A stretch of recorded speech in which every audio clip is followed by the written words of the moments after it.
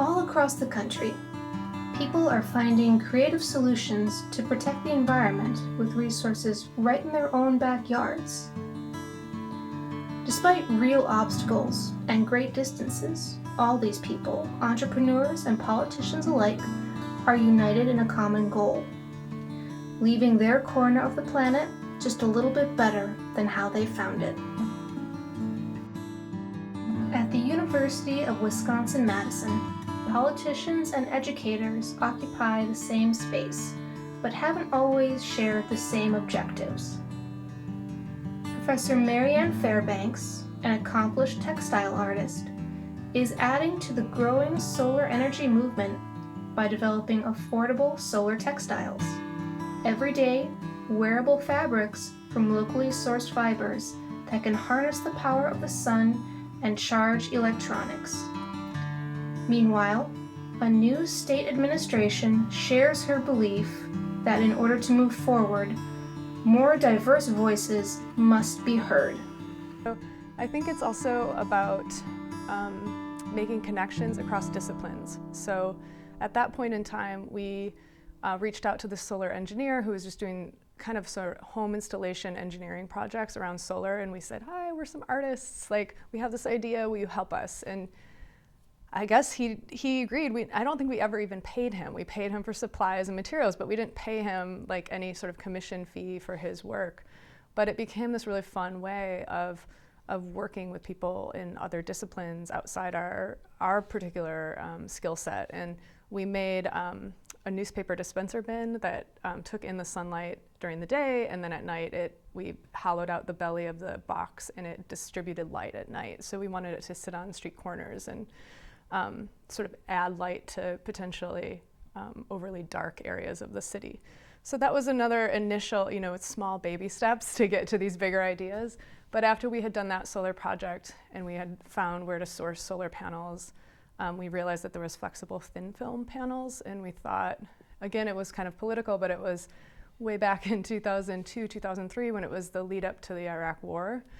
And there were tons of protests happening in and around Chicago and this real sense of powerlessness. So it becomes this like one-to-one in a way where we thought like, oh, we have this way to integrate small power generation maybe on something that you wear, and can that be one way to get off the grid just in a small way, but then decreases our dependence on oil. And so the way that connected for us was just to think like, well, what are our motivations as a country going into this war?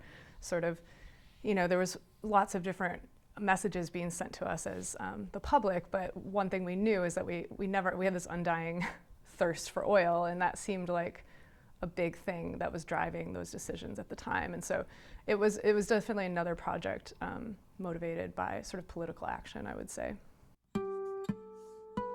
This is our ticket right here in Wisconsin. There are a lot of smart people who are ready and willing to put these ideas into motion. We have a number of research institutions here in the state of Wisconsin that can lead innovation. And the technology that exists today is going to be much different in the next 5-10 years. And I would love to see us be driving that change. I would love to see us lead in that research and development. When I had the bag company, I'd always dreamed of a time where the flexible panel wouldn't be a panel and it could maybe be the whole fabric. And at that time, I didn't know what that meant. I was just sort of responding to the awkwardness of being a designer, having to design a bag around a rectangle, which was the shape of the panel. And so when I got here, it inspired me to sort of look out and say, here I am on this huge campus, who's doing the really cool solar research? And so that was just an initial investigation that I had done. And so, of course, there's tons of solar research happening on this campus, and I happened to interact or meet one of the chemists who was developing a thin film, well, it's not a thin film, a new solar panel on a piece of paper. The textile, it starts as a small swatch, and it's built layer by layer. So there's a layer of conductive material called PDOT, and then it's topped by 2 layers of dye, and the dye is the most energy absorbing dye available And again, these are all nano materials. So I always think like, oh, as an artist, can I just go buy this dye and dip it in there? It's not working like that because they're all active as a device.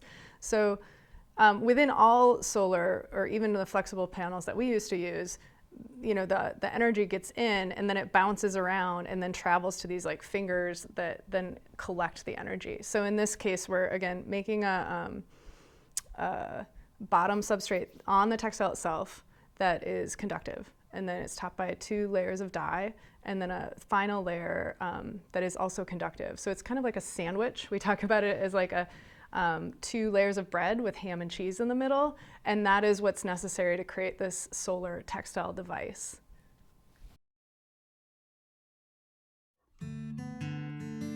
Well, one thing I've learned is that to generate new technology from the ground up takes a really long time. And so while we've done some testing and had some successes, it's always a little bit of a start and stop. So we've been really lucky. There's a lot of people that are really interested in this kind of potential. I think there's a potential for solar textiles in simple utilitarian goods like an umbrella, but also larger deployment of like rolls of solar textiles being shipped anywhere in the world that needs a fast infusion of energy.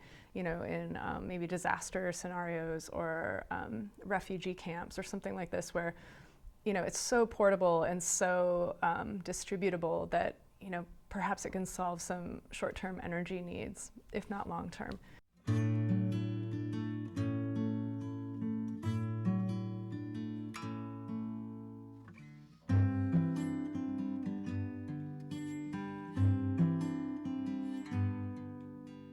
Well, when I first got here, I felt like I'd go to faculty meetings and kind of, the budget was always being cut. And so I got here and I thought, oh, what's happening? We need to cut 3% here and 3% there. And it felt a little bit challenging, especially being a new faculty member. I don't know where to cut, and I don't know even how to establish my own ways of thinking within this huge institution. And so, I think there was some level of transparency, but it feels a little difficult when you're, this state institution. And we have, something really beautiful about this school is there's something called the Wisconsin Idea, which is this idea that we are all in service to the people of this state. And I think it's such a beautiful sentiment that all of our research has some impact on the people and promoting Wisconsin and promoting, well-being throughout the state.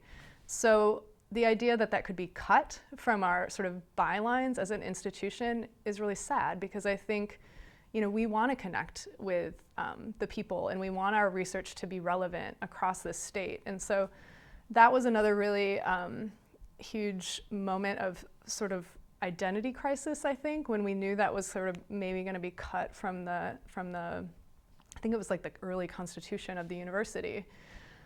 And so fortunately that has remained, and I think we're funded, there's grant opportunities to do those things, to have outreach or have ways that you can connect your research to the state. And that's been another really great way my research, we can talk a lot about energy and sustainability, but one really simple way to think about impacting the earth is, can we create more opportunities to buy local and to produce locally? And so that's been another really fun way that is way more simple maybe than these big high-tech projects, that we can think about research that can support, Wisconsin-made wool, Wisconsin makers using this Wisconsin-made wool, manufacturing for designers that are, up and coming here in this area. So while I think there's, again, like these big pie-in-the-sky energy solution problems, I think some of it is just making new decisions in your own community. During Scott Walker's stint as Wisconsin's governor from 2011 to 2019, the state lagged behind its neighbors in wind and solar development. Governor Walker rarely addressed climate change, and his administration ordered some references to the topic deleted from state websites. Additionally, the University of Wisconsin's system saw its budget significantly reduced. In 2015, the Walker administration took $250 million from the University of Wisconsin, which has led the charge in renewable energy research in the state, and gave it to hedge fund managers to build a new arena for the Milwaukee Bucks. His successor, Governor Tony Evers, was very vocal about his differing stance on climate change, declaring that science is back in Wisconsin, allocating state funds to reduce carbon emissions, and entrusting the Green Revolution to Lieutenant Governor Barnes. Yeah, on election night, that was one of the first things I said is we're bringing science back, which we are. We're bringing science back, featuring Timbaland.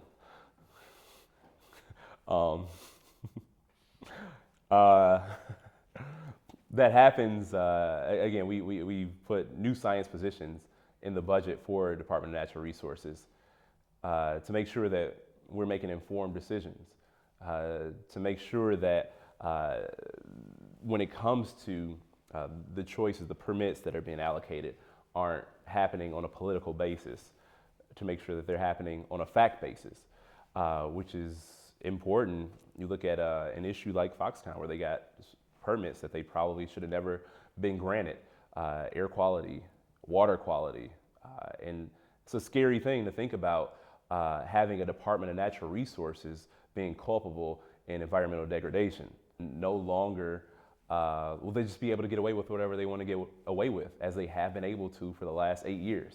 You know, that old way is done. We have to govern in the interest of people. And governing in the interest of people means that we have to protect the place where people live. And there is like this myth about regulation and innovation. I think regulation spurs innovation. Think about sports like basketball. Think about the crossover or the Euro step. You know, think about the alley-oop. You know, seriously, any play in sports, like in football, the quarterback option. There are rules in sports that exist so that people can't take advantage and just do whatever they want to do on the field. You know, Charles Oakley may have been the best basketball player in the world if there were no fouls, you know, if there was no traveling. Think about that. Think about how many career fouls Michael Jordan had. Think about how many turnovers Michael Jordan had because he had to play by the rules. It was the fact that those rules were there that he was still able to be arguably the best player in the world. He played by those rules. They still existed. People talk about competition. When they talk about different school systems, we got to have more competition. Well, let's have actual competition with people playing by the same rules. And the same way with our environment, the same way with climate issues, like there have to be rules and regulations in place so that people aren't able to just take advantage of marginalized communities, as has been the case forever. I think also science is always funded more than art or design. And so as the designer, you're always sort of coming in as the underdog, if that makes sense. Like you're maybe a secondary add-on to something that is already well funded.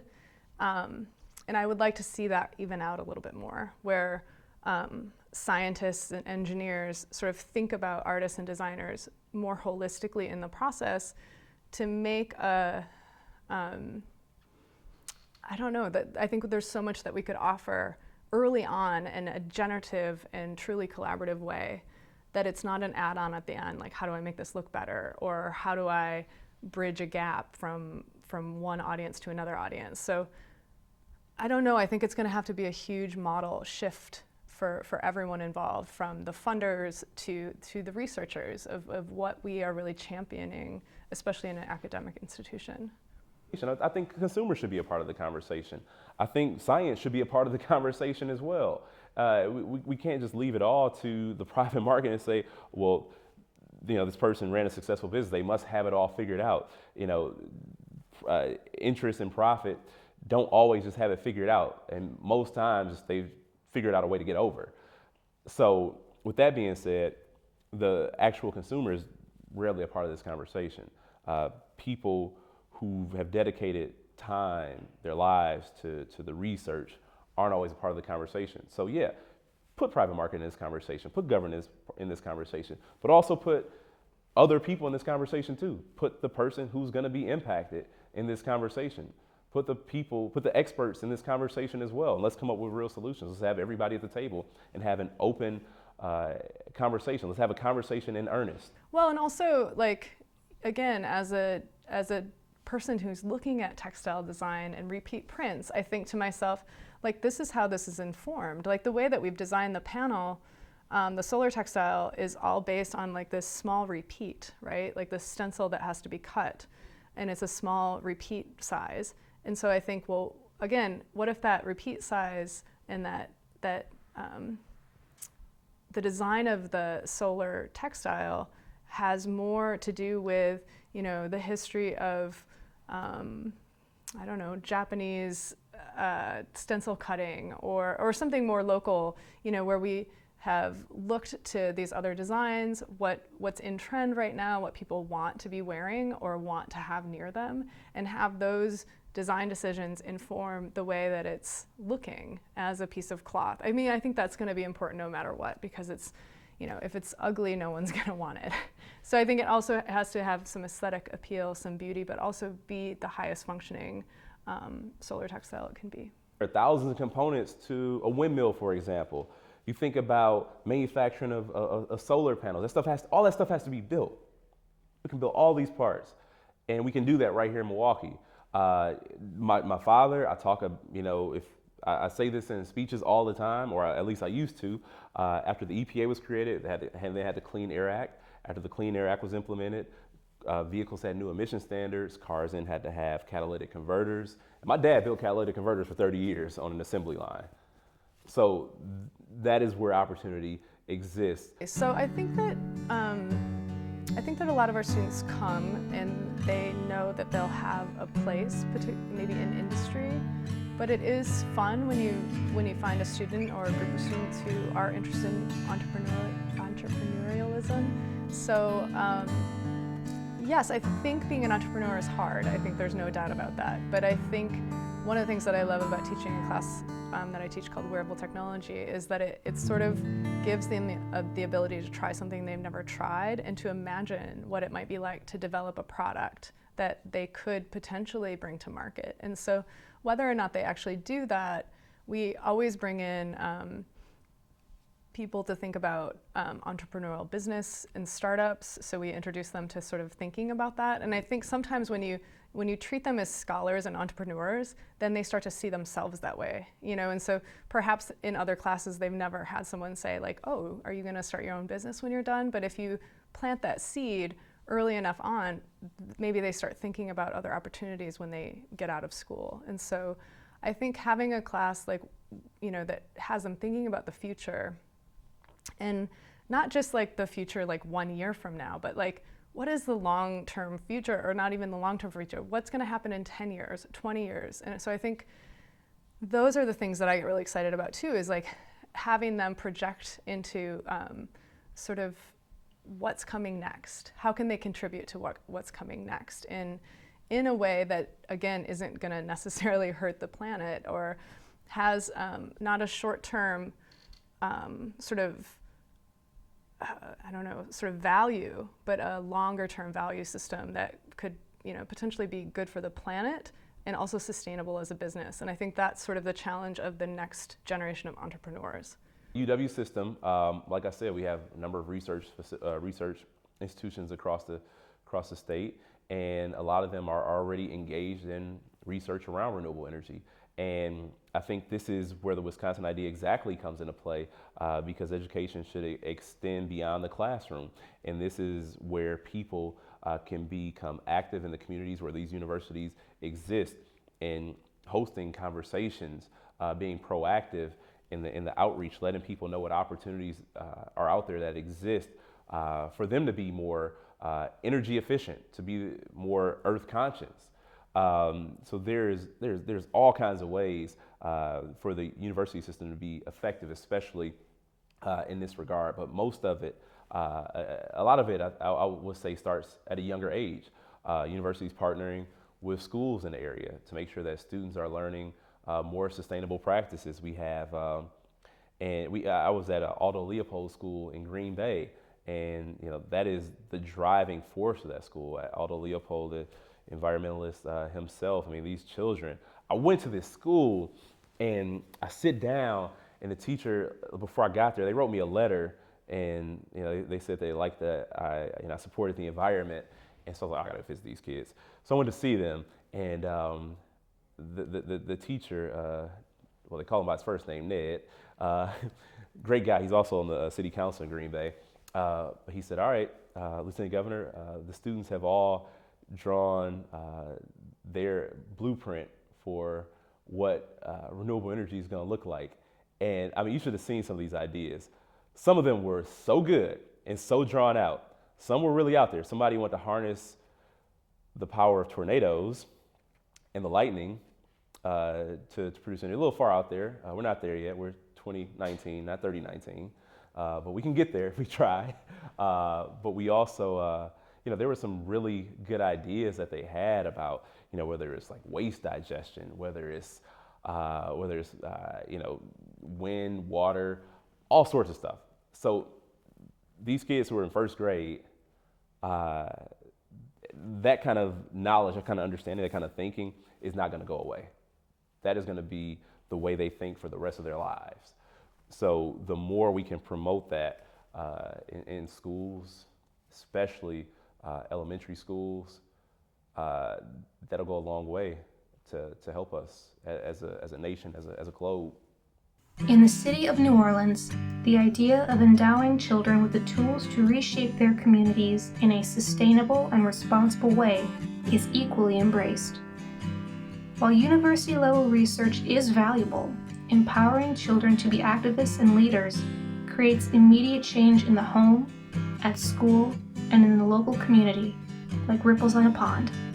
And for a city like New Orleans, which is at the mercy of water, meaningful change can't come soon enough.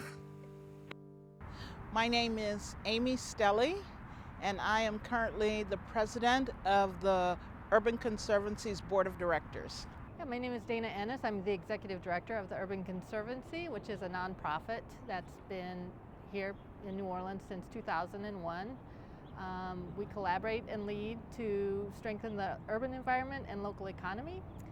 And we do that through equitable practices, programs, and policy development. Well, the Urban Conservancy originally came about as a result of the fight against Walmart coming in after Katrina. I had not moved home, so I missed the huge fight, but became affiliated with the organization actually when there was more and more talking amongst professionals about water management. Basin is our program for children ages 8 to 12, and it stands for Building Active Stewardship in New Orleans, which is central to all of the programming that we do. It's about the wise stewardship of our natural and our built environment here in New Orleans. It's an incredibly fragile and special place, but it needs care and attention, and it needs everyone to be involved, starting from the very young. Currently, Basin is only involved in one school, and that is Phyllis Wheatley, which is near the Lafitte Greenway. So the kids have a living laboratory only blocks from their school. The classes are taught out of the community center, which sits on the Greenway, actually be located in the Treme Lafitte neighborhood, which is a historic neighborhood. Treme is the oldest African American community in the nation, one of the oldest. So with Basin, you not only have the history, the social history, the political history, you also have a lot of environmental history here too, because the Lafitte Greenway is a Rails to Trails project, but it was also one of the canals. So when you stand on the Lafitte Greenway or Claiborne Avenue or Orleans Avenue, which are all in the Basin neighborhood, you're standing on canals that are actually running underground. We work with schools, we work with summer camps, and we work with the green sector specialists, the scientists and the landscape architects, and the people that can help them understand how all of these pieces work together and help them start thinking about what role they might want to play now, but also in the future.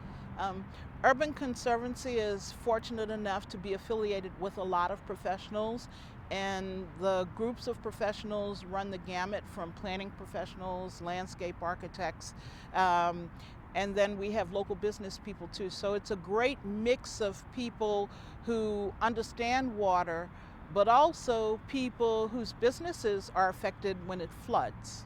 My name is Galen Williams. I'm a landscape architect working for Dana Brown & Associates here in New Orleans. My name is M.A. Thomas. I am a biology professor at Loyola University, New Orleans. Dana works with the Urban Conservancy. She asked me about 4 years ago to come teach a lecture, if you will, or an interactive session with students at Basin, and I jumped on board.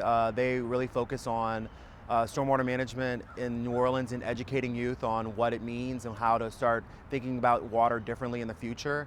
And as a landscape architect, and our firm's focus is on stormwater management and managing water where it falls, it's really great to outreach to kids to get them on board on future practices that we want to implement in the city.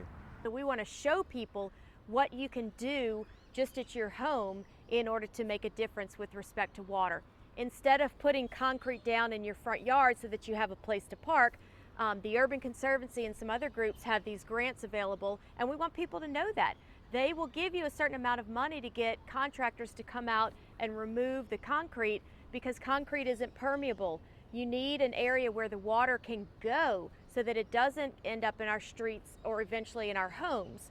And so if we learn about the plants, like all the live oaks here in Audubon Park and cypress trees that need a lot of water and soak up a lot of water, it's not only going to prevent flooding, it's going to reduce subsidence, and it's going to help out as our climate continues to change, and the trend we're on right now is a warming trend.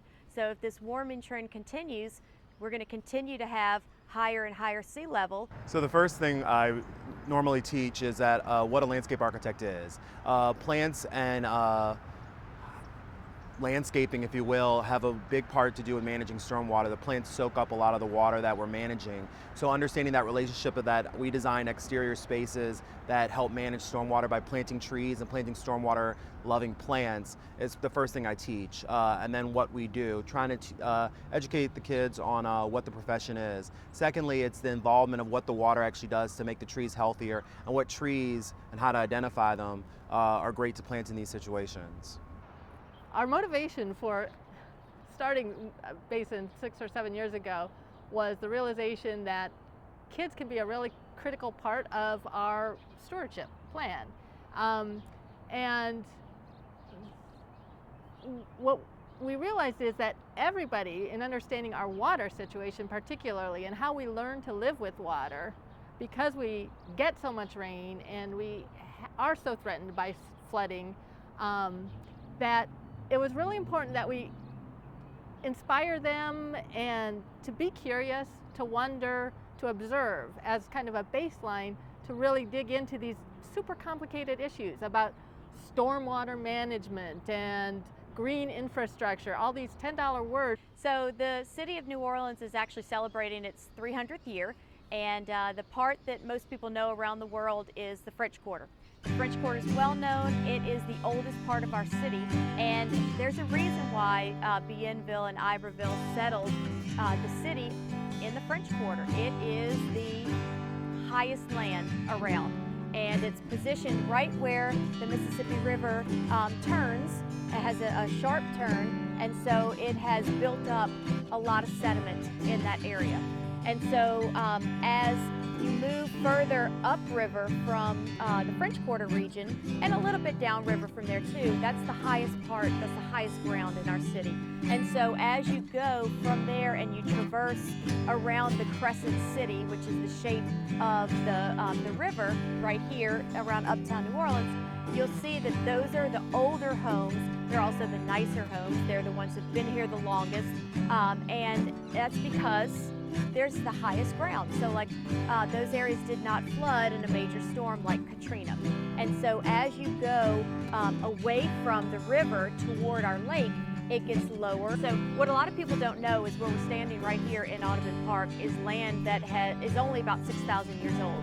And so the way in which an area like this would form, this area is not on the continental shelf. So an area like this, when I'm referring to it, is meaning this young land in comparison to the rest of the United States. And so what has happened over the past 6,000 or so years is as the Mississippi River has changed its course, as it has meandered, it has built up the land that makes up what is now southeast Louisiana. And so because of that, we have issues today with water in our city. So if we backtrack and think about that our city is only about 300 years old, that's actually pretty young with respect to not only this land, but also, of course, the United States, right? So if we think about that in terms of issues with water, it's one of the reasons we have major issues with water. So within our city, if we even take out the flooding from major storms and things like that, anytime we have rain events, we get a lot of rain in our city. And because the way in which the sediment has been built up over time, we have a lot of clay, we have a lot of sediment like sands and silts and things like that in this area. And so oftentimes we'll retain water in some places and then have a lot of runoff in other places. So you get that imbalance of the land, the soil, because of that. Once you build structures on top of it, you get you'll notice as you drive around town that there's a lot of what we call subsidence. And subsidence is when you have the sinking of the land. Well, this land, there's no sediment replenishing what goes away every single time we have a rain event. Even just a rain event like a 2-hour rain one afternoon, it makes a difference. And if we connect that information to the way in which the soil and this land was built, we're not replenishing it the way it did as it was building for 6,000 years. The science behind the way a river builds up land is as the rivers overflow their banks, which they naturally do whenever you have heavy rains, especially in the spring when you have snow melt from north of here, you get, along with the water flowing over, you get all the sediment. And so then you have the less dense soils landing in certain areas, and then the more dense soils, and so you get that buildup in different capacities. So if you connect that then with the city of New Orleans, it's the reason why that part of our city is the oldest part. It's the reason why Bienville and Iberville founded the city there, because it's the way in which the direction of the river flows past there, it had the most buildup. It's the reason why it never floods when we have major storms where other parts of the city flood. Does it hold water? Sure it does. We're below sea level, but it also drains a lot faster too. But I think what we're moving towards, and we see this a lot in the projects proposed for the Gentilly Resiliency District, is understanding how to capture the water that's coming through and circulate it within the city to stabilize that groundwater table. A lot of the principles they're going to do with the blue-green streets is not letting the water just get pumped out so quickly, but circulate it, keep a living ecosystem so the mosquitoes stay down because the water is circulating, but also recharge the clay soils that we have. Right now our soils are clay and heavy organic, and as we pump the water out of them, the organics start to break down. That's why we're having a subsidence issue. They say New Orleans is sinking, that's kind of why. If we start stabilizing it, capturing the water in the city, keeping it in the city, we'll start doing two things. One, stabilizing that groundwater to keep the soils from shrinking, but then also keeping the saltwater intrusion from the Gulf subsurface at bay, which will keep a lot healthier ecosystem. Well, when you wake up one day and all of a sudden you're underwater and you can't go anywhere without a boat, or you're stuck on the interstate because you have to find a path out of the flooding, your awareness of water changes immediately. And Katrina was not the first flooding. Hurricane Betsy was really the first major flood in New Orleans that I'm aware of. There were others before that. But the thing about Betsy was that the waters were concentrated in the lower Ninth Ward. Katrina took the whole city. So everybody became aware of what it means when the city floods. They also learned the difference between what's high ground and what's low ground.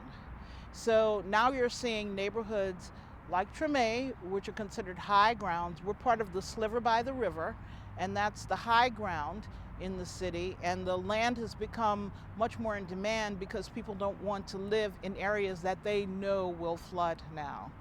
the kids who are in our camp today, even if they weren't born at the time of Katrina, they're still living with the after effects because their parents are so profoundly still affected by their experiences with that. Many of them, the parents were the people that the rest of us watched up on the roofs of their houses waiting days to be rescued, or were in the Superdome. And so we have to be mindful of the fact that this is just part of a legacy of what living with water has meant to New Orleanians since then, and really help kids to understand the urgency of the situation without scaring them to death.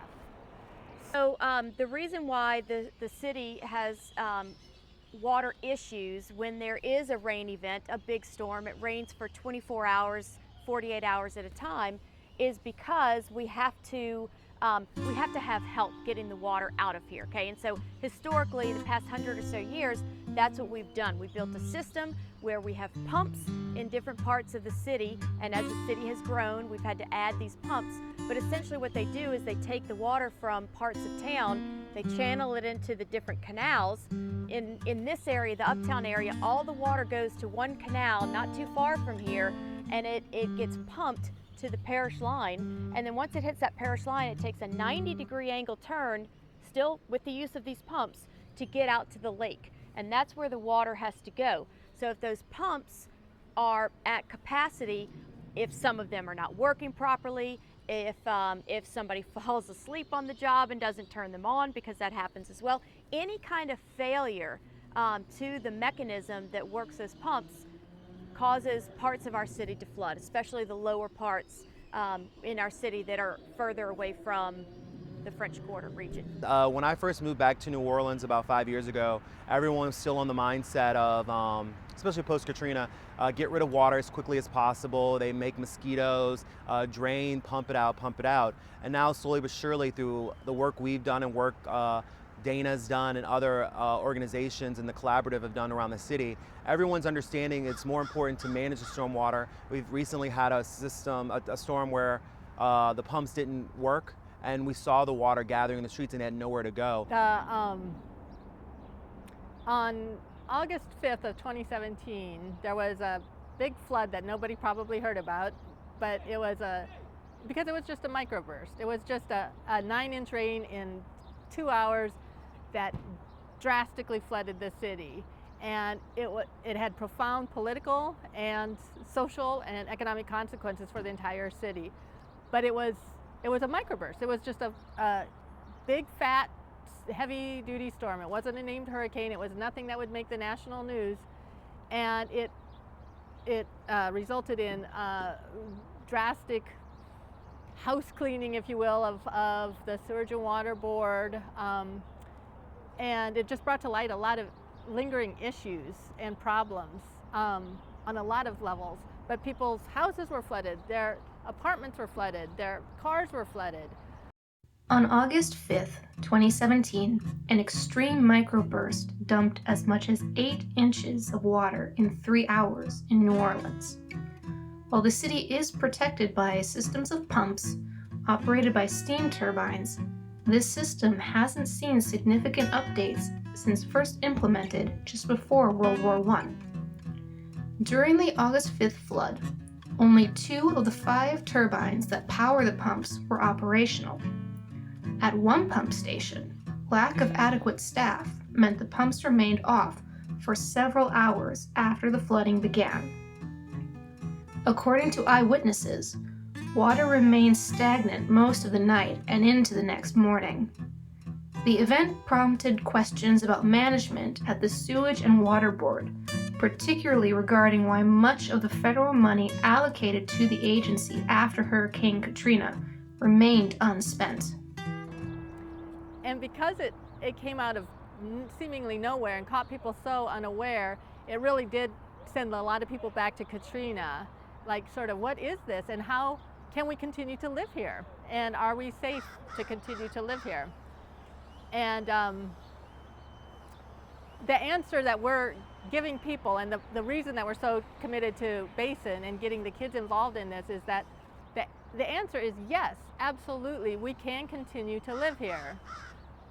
But that means living with water in a different sort of way. And that means all of us have a role to play, and we need to think about our environment in a different way. So that was, I think that's, again, this idea that bringing the message to the parents is really critical, because they're the ones that need to be reassured and convinced that, yes, you still have a life here. We can do this. Well, the kids are enthusiastic, so they're always ready to learn, especially when that learning is hands-on, because it goes from the hands to the brain, which allows them to then take those lessons learned home to their parents. The other thing about Basin is it's fun. The kids get to go on boat rides at the end of the session, and those things stick with you when you're a child, and you continue to talk about them. So you then educate your family, but you also educate friends who aren't able to participate. So I think the things that kids learn as a result of being in Basin run deep, and they can spread them far and wide, and I'm pretty sure they do. The kids are always kids, and their attention span is what it is, but I think they're very enthusiastic. A lot of interaction, a lot of knowledge that I hear come back to me, answering questions, knowing what a live oak is, what a bald cypress is, what they do for the environment and things of that nature. I think they're very curious, and I think a lot of it sticks where when they get into higher education, they'll be able to recall on some of the lessons they learned today. When we made Basin, we understand that kids go to summer camp and they come home and their parents say, so how was camp? And they're like, it's fine. And that's all you hear as a parent. I know. That's all you hear from your kids. So we created a video, a 3-minute video. They definitely love the animals. We basically looked at prey on Monday, and then on Tuesday they got to meet the predators from the zoo. So they got to see domestic animals, they got to see natural animals, we got to talk about the predator-prey relationship. We have to look around and pay attention to our built environment. I'm glad that I learned about lead and what it could do, and how we could test lead by just going to get a lead kit from like a store. So I starred in Station 15, which is a water documentary based out of New Orleans. I think it's important that people are knowledgeable about what's happening in their own city, especially like the residents of New Orleans. Teaching kids this knowledge is like planting a seed for the future. It's teaching us about life and how to take care of our streets. Because I be seeing a lot of adults littering. I think they should stop littering. What I hope most for our kids at the end of this week is to spark a curiosity about green science, about sustainability, about their place in this city, and their role in advocacy. They are our land and water stewards of the future, so it's really important that they start thinking about that now. We learned about permeable paving, we learned about bioswales, but we were showing them, not telling them, and seeing their kids get really excited about all of these different ways of managing water and what they can do. They painted a rain barrel and we installed it. So all of these things that the parents may not have even known that the kids were doing. So we're bringing it to them in that way. And when I showed the video to one of the parents, she was floored. She was one of those parents that had been on the roof during Katrina. She now has 4 kids, and she said, this is the stuff that we all need to be talking about. This is the stuff that our kids need to understand about the place that we live for our own survival, because we're not talking about this enough. And then it involves the whole family, so that the parents are involved, they're engaged, they're more likely to make a difference at home. And so we envision every home having a rain barrel that captures the water, and then they can use, we don't have a problem with not enough water here, as some places in the country. We have too much water, so why not put it in this barrel, and then when we don't have rain for a couple of weeks, use that water instead of the hose. And so different issues like that we're interested in. So I mentioned about not putting concrete down. So if kids know that and they see that their parents are planning to do that, maybe they can start talking about that and try to educate their parents about why it's not a good idea. And if they know that we should plant this type of tree or this species of plant in our yard because it's native and the butterflies love it, and it's going to hold more water, That's what we're going for. We're hoping that they can understand the science behind reducing the environmental implications. And then we had them write a letter to the mayor saying, "Dear Mayor, this is what I want to see. Dear Mayor, this is what I want to see. Can we have more trees? Can grown-ups stop littering?" And then we delivered those letters with a couple of the kids from the camp to the mayor and spent an hour in December talking to the mayor and having her ask them about what their suggestions are. So in a very short period of time, they went from knowing very little about these issues to actually having a conversation with the mayor and having an opportunity to bring their thoughts and concerns to her.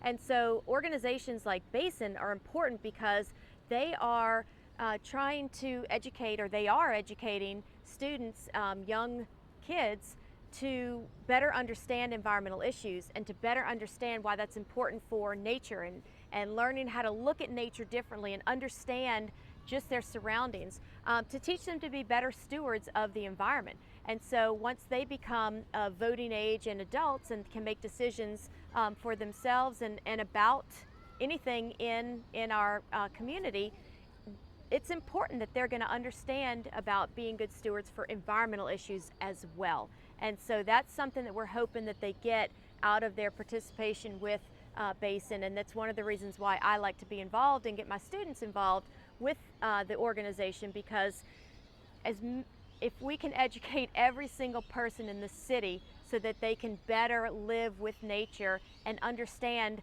that there are ways to live with water instead of trying to pump it out of our yards, and do that, just even if they do that at their own homes, their own apartments, and make a difference there, then other people will learn from that, and then we'll make bigger differences as a community. A lot of our political leaders are also part of the Katrina generation, so I think what we're seeing now as a result, byproduct of Katrina, is this idea of saying, okay, that was living with water. That was what living with water meant. Now let's redefine that. I am an eternal optimist. I think that if we keep working on environmental literacy and continue to educate the population, we'll be able to work with the challenges that global warming is handing us. New Orleans isn't the only coastal city that should be feeling optimistic right now. In the city that never sleeps, a land developer who wishes to remain anonymous and a team of experts are taking the foundational steps towards building an almost completely energy-efficient home, functioning off the grid and easing strain on an overtaxed infrastructure. While it's still currently an empty lot, the vision behind this eco-friendly residential building exemplifies how people will be living in the future. I find myself in New York in the real estate market, which I have always understood of its power, because even an oil company has to rent land from somebody. And yet it is one of the more mysterious and close-ended kind of industries where large families controlled large amounts of resources and real estate, in which case it's highly influential but highly mysterious as well. For example, in New York, basically New York real estate is divided up between 4 or 5 families. So the advantage that I had was not generations of wealth or political connections, but technology. Technology was my way in, and technology is what led me to this particular project, which is a combination of years of research that is designed to marry the concept of profit with the value and the ideology of sustainability and the improvement of the quality of living of those that really need it.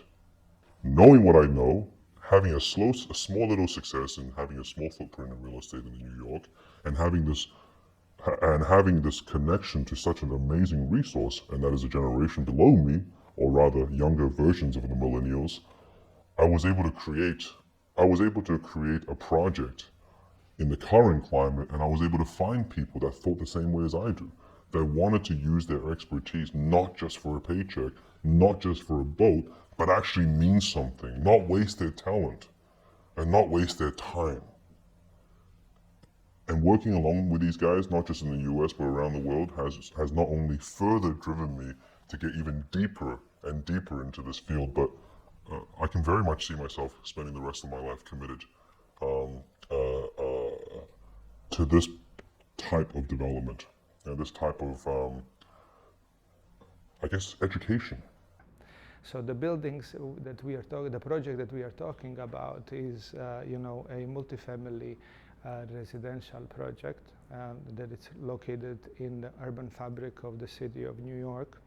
And it was envisioned as a independent from the utilities, so to speak, right? So it should have, we should have created, the goal was to create buildings that would generate as much energy as they are, spending on site.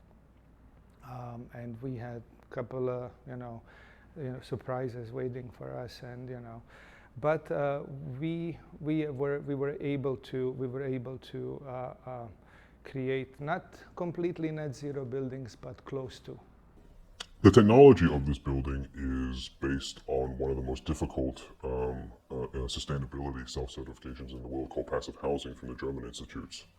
It essentially goes into the deep, very high-level ideology of carbon neutral existence, whether by operation or by construction. It goes into the compounds by which your materials of the building is made, to make sure that the extraction of the materials, the use of the materials, and the deployment of the materials are in the most sustainable and safe manner to humanity and the human habitat.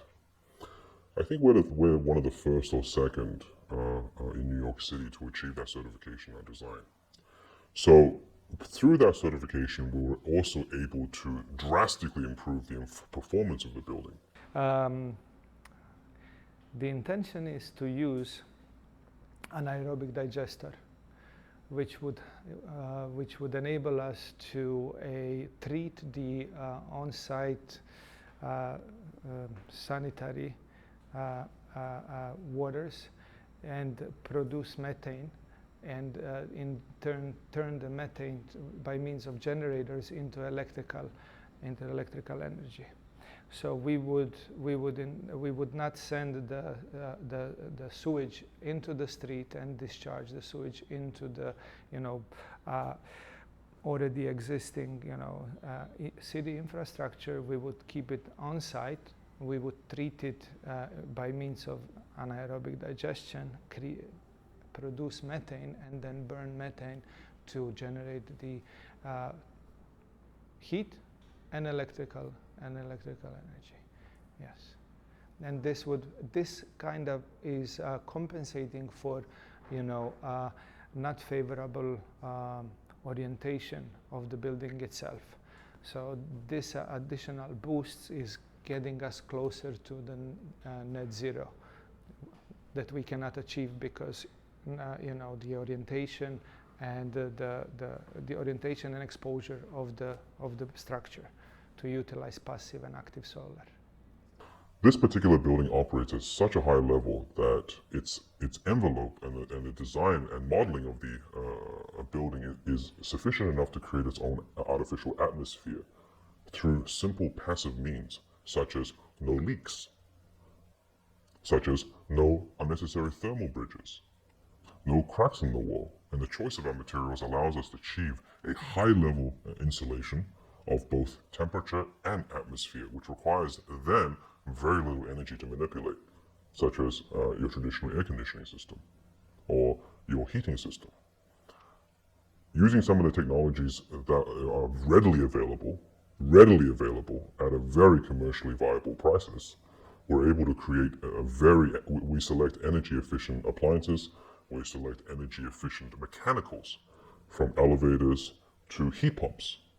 And because you are deploying the most advanced and most energy efficient technology within an envelope of high performance design, you win on both ends in reaching what we, according to our model, have reached, and that is we are a net zero building in operation. What does that mean? It means we generate the energy for which we consume. Envelope is essentially the outer shell of any building, high-rise building, particularly in urban environments. The shell can be designed in many ways. The most common used way to design the shell is CMU blocks, which is probably not much better than just burning coal in the open air. The process is incredibly energy consuming, it pollutes water, it relies on chemical bonds which are not sustainable, and also the performance is, imagine making a house out of sand. That's basically what it's equivalent to, and that's arguably the most preferred construction material. What we've done is we've designed somewhat of a sandwich board. Using sustainable materials and renewable materials, by simply relocating them, we were able to create a cheaper, lighter, and far more effective outer skin. That city of New York, in 2011, the city implemented so-called green zoning, green ordinances, where they allowed certain, improvements to existing structures and certain floor area bonuses if you can demonstrate that your envelope, for example, your exterior walls and roofs are, performing the baseline, over the baseline code for more than 20% approximately, right? So in that sense, I think that, this very complex and robust, regulatory body, they are forward thinking. In terms of Con Edison, didn't have much involvement, so I cannot say. But there are challenges dealing with, for example, with electrical systems, even though they have certain guidelines in place where the electrical engineers were involved together with the client and other consultants that were devising this very, very sophisticated the distribution system, because it's very unusual. What makes this project, quietly in a backstage, very, very, very interesting is not only the passive and active solar and performance of the envelope, is the sophistication of the distribution of the energy itself, that it's stored in the batteries on site, and then how it's distributed to end users within the structure itself. So, there is always a challenge when you have a surplus, of in the proper, period of the year where you have the surplus of this, harvested energy. How do you distribute it to a grid so that the utility company that has the control or, of the distribution to other, users, how do you integrate these two? So, this was slightly challenging. Con Edison being the largest state monopoly in this city, I don't think anybody would disagree with me that the opinion towards them are mixed. And Con Edison, unfortunately, is, through its own desires or not, one of the largest obstacles towards the growth of my industry, simply because our interests are so divergently different. Con Edison has incredible political power through its employment. It is wealthy because it's the only monopoly really for high energy consumption areas like New York City. It is a strange entity where it has the power of a regulator, but it's owned by investors. So when ultimately your interest is to drive maximum profit for your investors, based on the control of public utility, our values and our views and our objectives are so diversely different that we are just simply going to conflict in every step, despite the availability of resources. It's very challenging how to distribute a surplus of energy that is stored in the on-site storage back into the grid, so that you don't, because you have surges or you have increases in production because it's favorable time of the year, it's summer, and you have good solar irradiance and your photovoltaics are performing, your envelope is performing. Now you have a surplus of energy and you've reached out your battery capacity. So you need to now feed or send the energy backwards. So this is where the challenge was. We had to work closely with the engineers to devise the system that works in tune that it's Con Edison already has in place, or the local energy distributor, and the system that was specifically designed for the building. Less than a quarter of electricity used in New York comes from renewable resources.